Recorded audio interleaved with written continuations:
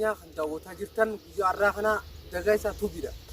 Ammoo kan jala daawwatan ka booda share isin goona daawwattoonni qal'ootu guutuun keessan subscribe share like goonuu hin dagatina.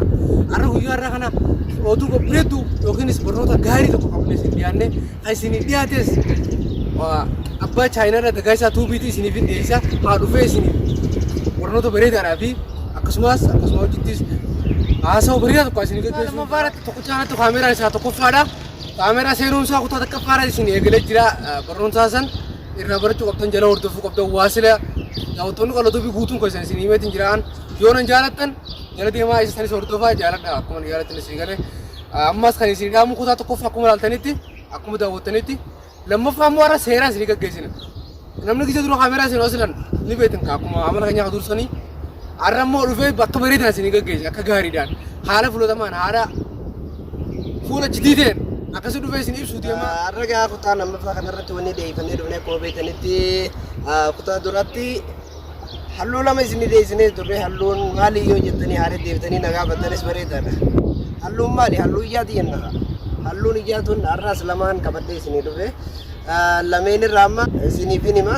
Isiniifuu guurii gurrarraa fudhadhaatii warri gartee sammaa gurrarraa qabdanis sammaa gurrarraa fudhadhaa. Atuu baafadhuwa? Hayyee kunu egaa tiitti baafadhee jira. Ibsi sirriitti. Hayyee saniifuu gaa halluun dura halluu gartee halluu simitaa yaamtu. Halluu ija simitaa. Ifoo namni halluu akkasii qabu halluu simitaa jechuudha. Namni halluu akkasii qabu nama barbaadama nama hedduu hin argamne jechuudha. Naadira jechuudha. Afaan Arabaattis afaan Oromootti immoo nama takkee jechuudha. Takkee argama namni akkasii. Saniifuu namni akkasii maal fa'aadhaa maal akkam qabaa yoo jettan jireenya isaa keessatti namni akkasii sammuun isaa walqixxummaadhaan uumamaan qaba jechuudha. Hayaata isaa jireenya isaa waan hundaa'u walqixxoominaan jiraata. Saniifuu maal isa barbaachisa jettan nama kana hojii heddummeessuu kitaabee waan takka gartee itti cinqamee hojjetee waan san argachuudhaaf itti cinqamu qaba jechuudha. Maaliif waan namni gartee hedduu waan dhugatti isa fudhanne jechuudha. Akkuma taphaatti isa fudhatanii saniifuu inni gartee waan san itti cinqamee argachuu qaba. Itti aansinee gartee halluun gartee halluu deemee jaaniin halluu ija deemeedha. Kan halluun isaa gartee halluun ija sanii bifa deemee halluu deematti dhiyaatu jechuudha. Halluu deematti dhiyaatu galeemi. Saniifuu beektan gaama halluun dabarsanii halluu simitaati. Dura sagantaa duratti halluu magariisaatii fi halluu gurraatti dhiyaatanii immoo halluu simitaatti yookaan gartee beektanii sani. Tun ammoo itti aantu halluu deemeedhaati. Halluu ija deemeedha. Namni gartee halluu ija deemee kana qabu nama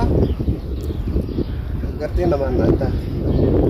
Halluu sana addaan beekuun amma inni akkanatti uffanne kana adii ni beeksisa tokko namni halluu deemeedha. Isin galeemi yoo wayitataan ammoo asirra guddatee walumaa galattu namni bifa ijji isaa halluu deematti dhiyaatu nama ajaa'ibaati nama addaati. Saniifuu halluu sana beekuuf cimaadha. Nama fayyadamu jechuudha. Iddoo adda nama deemtu uffata wajjin haala qilleensaatii wajjin jiramaa deemtu. Saniifuu hedduu gartee xiinxalanii jetana baruu barbaachisa.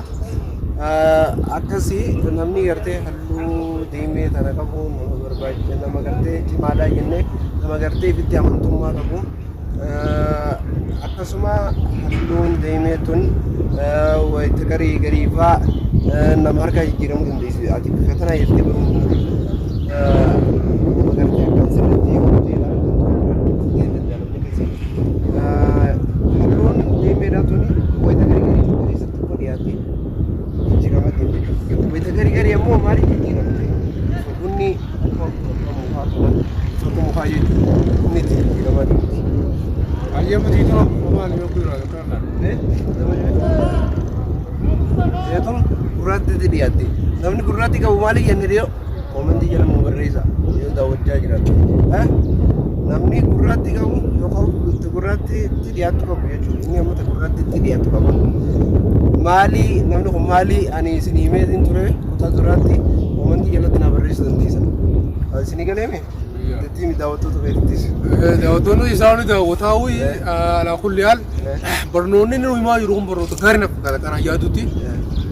Koomenti yeroo dhufanii koomenti yeroo nu barreessanii yoo barnoonni kun gaarii ta'in gaarii miti jaanu lolaa yoo immoo gartee kalata qabaanne kalata dhiyaatii nu himaa garagara achii boodaan ammoo habiraallee hedduu isin dabala kana isin galee saniifuu daawwattoota keenya jajjabaadhaa wanti kun afaan oromootiin nu daawwadha ammoo waan kana isarraa finne barnoota mucaan kun akkuma beekamu nama barnoota fixee jiru maa yuunivarsiitii fuudhaaf amma xiqqoo hafee akkasuma wajjin akka xiqqeenya isaa kan laalinaati nama gartee jechuun nama har'aan jajjabeessee cinaa dhaabbannee chaanal isaa guddisuu dandeenyu mootummaa barnoota gahaanuu irraa akka nu kan barnoota xiqqaadha saniifuu cinaa dhaabbannee haa guddisnu sarmaamoo alaa kulli haal jabaadhaa nu cinaa jiraadhaa sobsiraaf ishee irraa waan obboleessa keenya isiniin jee gartee inni obboleessa keenya isiniin jee dagateen isiniin jenna like share subscribe waan godhaa